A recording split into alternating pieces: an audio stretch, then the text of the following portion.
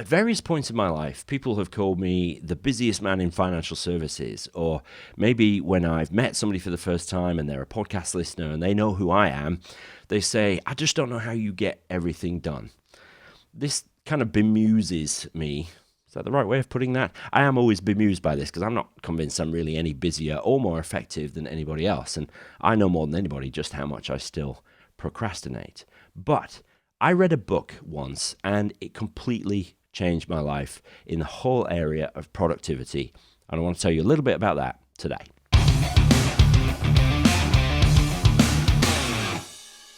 Okay, here it is, this well-thumbed edition of Getting Things Done by David Allen.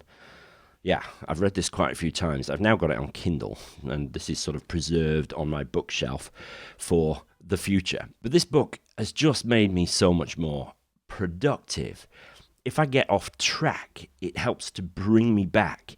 If I'm unfocused or if I'm struggling to create, it's usually other stuff in my head that is getting in the way. And the Getting Things Done methodology is the way that I've learned to fix that. So let's stick 5 minutes on the clock. Say a quick thank you to my friends at 7 Investment Management for continuing to sponsor the show. And let me tell you a little bit more about getting things done. So the subtitle of the book is Winning at the Game of Work and the Business of Life. And I love that kind of almost oxymoronic juxtaposition. God, that was a good phrase, wasn't it? You know, the game of work and the business of life. Because usually we talk about, work being business and life being a game. But the point of the book is that it helps you to tie those different spheres, the many different spheres of our lives together and make you more productive in all of them. If I was to summarize the book, I would say that it teaches you to master workflow. By that I mean learning how to deal with the millions of inputs that come into our lives and in as many different forms, particularly in our busy, modern, primarily digital lives. How to deal with those, how to process them effectively, and then get them into a system so that they're no longer in your head. And really, that's the magic of the GTD system. It helps you get stuff out of your head where it's no good. We are not built for remembering the amount of things that we now have to remember. Gets them out of your head and into a system that then you can refer to, review regularly, and use it to understand what you should be doing at any given point in time. And I tell you, it's incredibly liberating. It literally changed my life 15 years ago when I read this book. So the practicality of the system is broken down into 5 key steps. The first one is collection. And David Allen talks about the various inboxes that we have. Obviously, we have our email inbox and we have our physical letterbox in our home, although don't get much useful stuff through there these days. But, receipts we get, the little notes we leave ourselves, the stuff which just pops into our head randomly, usually when we're in the shower. Those are all inputs, and we need to find a way of collecting all that sort of stuff and put it in one place. Once we've done that, we can move on to step 2, which is processing. And this is the process of getting your inbox to empty. And the methodology is super easy to understand here.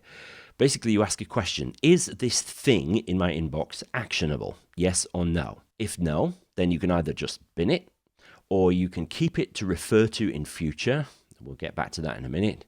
Or you can hold it maybe to incubate it, to see whether it might become actionable or useful to you in the future. If the answer to the is it actionable question is yes, then you can either do it in the moment if it's going to take you 2 minutes or less, or you can defer it to another time when it would be better for you to do it because it's going to take a bit longer, or you can delegate to somebody who can do it better or more quickly than you can. So that's the processing bit. Step 3 is organizing. And that really is about setting up what David Allen calls the buckets, the places, the receptacles to keep the stuff that you need to do in. So there's various places for that. There's a project list. Projects are multitask actions, if you like, things that you want to achieve, which are going to take you more than one individual step to do. Then there's the waiting for list. That's where you might put tasks which you have delegated to other people and you're waiting for them to get back to you. There's your calendar. Really important place. Certainly if something needs to be done at or before a certain point, a calendar is a good place to keep that. And then your next actions list, all the stuff that you need to do next in your various projects and spheres of life. And then for the stuff that you've deferred for later, you either have a reference folder, so somewhere where you can refer to the information in case you need it in the future. And then what David Allen calls a someday maybe folder, stuff that you just want to keep on hand, maybe dip into at some indeterminate point in the future to see whether it's now something you want to deal with, or maybe you have an idea for a creative project but you don't have the bandwidth to follow that up right now. You would put that in your someday maybe folder, and maybe when you have a bit more time you can go back, refer to it, think on it a bit longer, and maybe if then it's something you can action, you can then move that into your next actions or your project list. Having the right places to put all your stuff in, whether that's physical places or, certainly in my world, digital place to put that, so that you know where you need to refer at different points to know what you need to be doing and when, is just gold. 2 more steps. The first is reviewing. So that's keeping the system functional. This is the sort of process that if you do it once and never keep up to it, it'll just fail you completely. So David Allen talks about the weekly review, where you do a kind of a sweep and get clear on all your inputs, make sure they're processed and into the various buckets, get current, and then get creative. Give yourself the space, because stuff is out of your head, to think through what you might need to do and take those next steps. And then finally, there is the actual doing. If you're anything like me, I sometimes get more of a kick out of the system than actually doing the work that needs to be doing. It feels like you're doing work, doesn't it, when you're organizing your to-do list, but very often we're really not. It's just a kind of elaborate procrastination. But in getting things done, the step, which is doing, is really about making the best action choices in the moment. So it's what to do when. And so he talks about context. So where are you? You know, maybe there's a task that you can do at home that you can't do at work, or vice versa.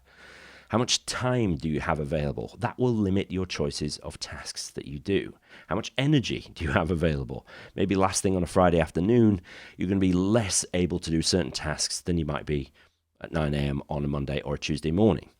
And then finally, priorities. Obviously, tasks have their own level of importance and priority, so the system helps you deal with that. Really, it's about deciding when to do planned work, how to deal with work that just shows up in its own timescale, and that's a really powerful way of helping you actually decide what you need to be doing right now. I love this book because it works in every sphere of life and actually helps to tie those things together. If you're anything like me, you know, we've got work, we've got family, you know, we might have church or the charities or the clubs that we're involved with, our own well-being and wellness, all that sort of stuff. There's so many things that we need to focus on, and it helps to tie those together by helping you get the stuff you need to do in each of those spheres out of your head into a system, so that when the time comes to focus on one of those areas, you know what you've got to do. You might have heard me refer in the past to horizons of focus.